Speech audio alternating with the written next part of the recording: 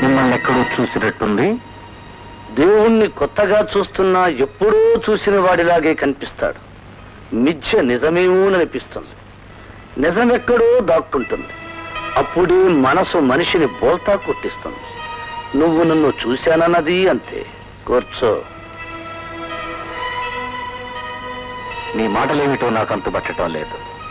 పర్వాలేదు, మనిషిని ఎదురుగానే ఉన్నానుగా.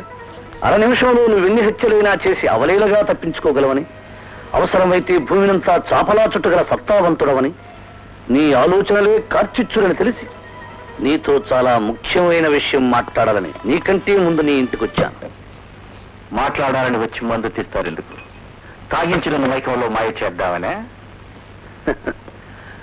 బతుకే మాయ, నిషాయే నిజం. ఇప్పుడు మనం మాట్లాడుకునేది వేదం.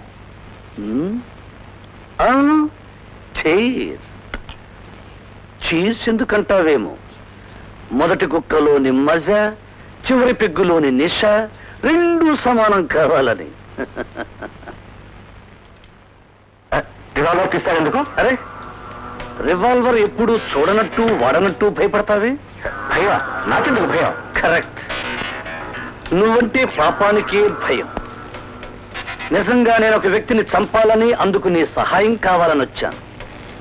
కానీ 2 గుక్కలు తాగాక నా మీద నాకే అసహ్యం కలిగి నన్ను నేనే కాల్చుకోవాలనిపిస్తుంది.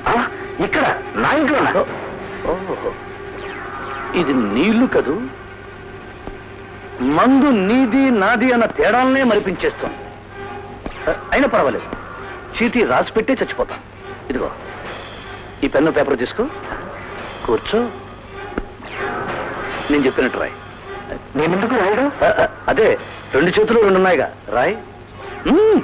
చైతన్యను నా చేతులతో నేనే చంపాను. రాయ్. అబద్ధపు ఆధారాలతో కోర్టు కళ్ళలో దుమ్ము కొట్టి తప్పించుకున్నాను.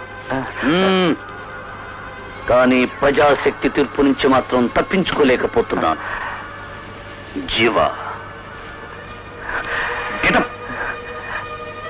తప్పించుకోవాలని ప్రయత్నించావు, నీ తల తుట్టుబడి మెదడు బయటకు వస్తుంది.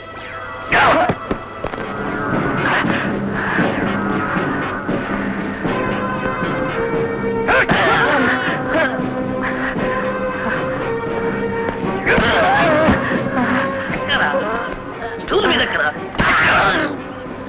ఎక్కరా?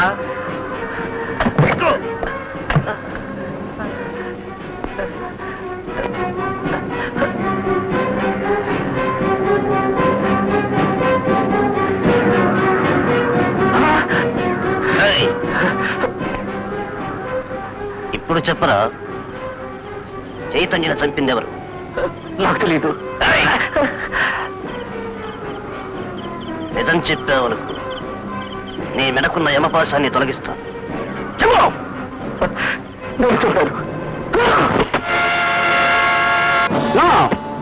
I don't believe it.